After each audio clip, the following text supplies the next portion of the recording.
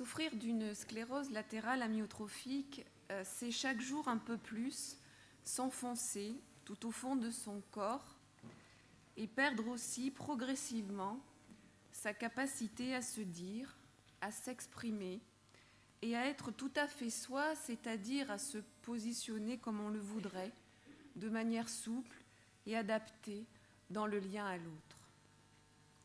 Pour un malade, du point de vue intrapsychique, avoir une SLA, c'est se remettre chaque jour à l'ouvrage pour transformer autant que faire se peut en pensée son quotidien, pour maintenir l'espoir dans un contexte de fin de vie annoncé, pour assumer ses difficultés physiques, psychiques, une par une, patiemment, et apprivoiser autant que faire se peut son angoisse et sa condition de mortel.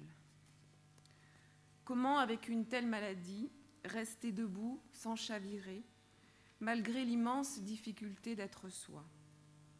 Car la violence vient du dedans, par l'effondrement du corps et aussi par les assauts de l'angoisse. Mais la violence vient aussi du dehors, lorsqu'elle se loge dans le regard méprisant ou apeuré des autres, dans ses gestes maladroits ou brutaux, ou encore dans ses paroles. C'est pourquoi, dans cette maladie, la solidité des liens intrapsychiques qui nous relient à nous-mêmes, mais aussi aux autres, s'avère tout à fait capitale. Pour une famille, pour des soignants, s'occuper en clinique palliative d'un patient atteint de SLA, c'est chaque jour un peu plus prendre le risque de se perdre un peu soi-même. Car il y a un peu de ça dans la SLA, une sorte de prolongement ultime de soi dans l'autre, qui consiste à substituer son corps à celui de l'autre, pour mieux faire accepter au malade sa maladie, la multiplicité des handicaps et la mort à venir aussi. Accompagner un malade atteint de SLA, c'est aussi un peu se fondre dans le désir de l'autre, alors que la mort approche à grands pas. Yvon Sinou, malade de la SLA, aujourd'hui décédé, évoquait dans un texte que vous trouverez sur le site de l'espace éthique de la PHP une dépendance totale à l'environnement, proche, nous dit-il, de celle que connaît le nourrisson au tout début de sa vie. Je le cite. « Mon existence m'apprend à désapprendre pour évoluer vers cette forme fœtale où la communication n'est plus possible. » Dans de telles conditions, pour les accompagnants, maintenir la relation à l'autre jusqu'au terme de la vie, c'est bien évidemment prendre des risques au quotidien pour stabiliser autant que faire se peut son identité et aussi, dans un contexte d'attachement affectif extrême, pour maintenir aussi stable que possible les frontières qui me définissent et qui me différencient de l'autre. Car du point de vue psychologique, nous savons que les limites entre soi et l'autre ne sont jamais totalement stables ni totalement étanches et que toute ou une partie de ce que vit l'autre me concerne aussi moi.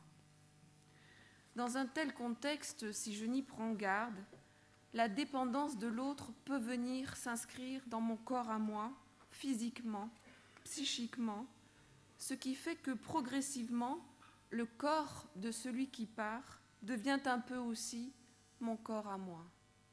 Ma mère, nous dit la fille d'une patiente, je la voyais comme une tour, immense, confusionnante. Elle s'est écroulée sur moi. Avec la répétition des gestes, avec la mise en place des automatismes, mes jambes sont devenues les siennes et mes bras aussi. La SLA, nous dit l'épouse d'un patient, c'est comme une pieuvre qui vous tombe dessus. Il est moi, je suis lui, je ne sais plus qui je suis. Dans cette maladie dont le drame, vous le voyez, se noue au cœur même de l'intersubjectivité, chacun des protagonistes est tout à la fois sujet et objet de l'autre, ce qui veut dire, du point de vue intrapsychique, que l'identité et la subjectivation de chacun sont forcément en danger. Dans un tel contexte d'indifférenciation, en clinique palliative, comment se soutenir au mieux sans se fondre ou se confondre pour supporter ensemble un quotidien aussi difficile? Comment accompagner la relation à l'autre jusqu'au terme de la vie avec toute l'empathie nécessaire et résister dans le même temps à l'enfermement dans un corps qui est un peu soi, mais qui n'est pas tout à fait soi? Comment, au moment de la fin de vie, garder la juste distance pour ne pas partir psychologiquement avec elle ou avec lui? Comment accepter de se retrouver un jour seul, tout seul, sans elle, sans lui, mais aussi sans les soignants qui nous entouraient au quotidien? Comment passer du trop-plein au vide, du tout ou rien? Mais aussi, ne l'oublions surtout pas, comment ne pas haïr celui ou celle qui me prive chaque jour un peu plus de ma liberté? Car la dépendance extrême suscite aussi parfois chez le malade comme chez l'accompagnant une haine intense. Alors, pour s'engager pleinement dans un tel accompagnement en clinique palliative, il convient de donner à l'attachement, à l'amour, mais aussi à l'agressivité et surtout à la haine, toute la place qui leur revient respectivement. Vous l'avez compris, cela demande un immense effort sur soi pour évacuer les tensions, les colères, les contrariétés personnelles, la violence latente, toujours résurgente, afin de redéfinir chaque jour les frontières entre le dedans et le dehors, entre moi et l'autre, dans un contexte où la fatigue grossit et où le sommeil manque. L'ambivalence nécessaire à tout accompagnement en soins palliatifs est toujours difficile à co-construire lorsque le quotidien est envahi par la lourdeur d'un corps devenu prison, par l'importance des soins, de la rééducation, mais aussi des appareillages et des machines. Plusieurs auteurs nous disent combien cette réalité concrète et brute fait très souvent écran à la présence de mouvements psychiques sous-jacents qui peuvent parfois être très destructeurs et très violents. Or, ce qui fait sens dans l'accompagnement en soins palliatifs, c'est la qualité de la présence et des gestes au quotidien. Tous ces petits riens qui comptent plus que tout de manière essentielle, et aussi l'empathie nécessaire pour ne pas nier la liberté et l'altérité de celui qui souffre. Car le danger éthique, au sens où est éthique tout ce qui respecte l'être humain, c'est de sombrer dans la dévitalisation, dans la réification, dans des mouvements de désertification de l'autre, mais aussi fatalement de soi. Autant de mouvements qui tendent à faire du malade non plus un autre soi-même fragile et vulnérable, mais une sorte d'objet posé là, inutile et encombrant. Les soignants, écrit une malade, je les classe en 3 catégories. La première, les super. Ils prennent le temps des soins, ils cherchent à communiquer, ils vous traitent en valide. La seconde, je les appelle les ignares. Ils pensent que tous les handicapés, surtout si on est aphasique, sont débiles. Ils vous parlent très fort et comme si on avait 2 ans. Ils sont plus bêtes que méchants. La troisième catégorie, c'est les monstres. Ils sont à la limite de la maltraitance. Aucun échange. Ils vous considèrent comme du bétail. Je n'ai aucun recours, car si je me plains, je sais que c'est pire, que je vais subir. À l'hôpital, je peux tomber sur une équipe formidable ou sur une autre, monstrueuse. Quand je tombe sur la deuxième, mon séjour sera horrible. Je m'attends à subir la toilette au lit, la porte de la chambre grande ouverte à la vue de tous, à être gavé comme une oie lors des repas. Et surtout, le comble, je m'attends à ce que l'on me supprime la sonnette et le synthétiseur de voix. Je suis rendue au silence, comme ça, je ne les dérange pas.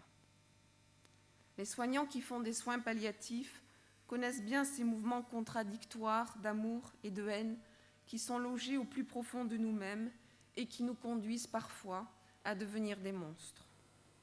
Ce risque de déshumanisation de l'autre est majoré dans l'Alzheimer, par l'état de démence, ou dans le cadre de la SLA, par la perte de la capacité à communiquer, qui est d'ailleurs souvent décrite par les malades eux-mêmes comme la pire des privations dans un contexte de privation extrême.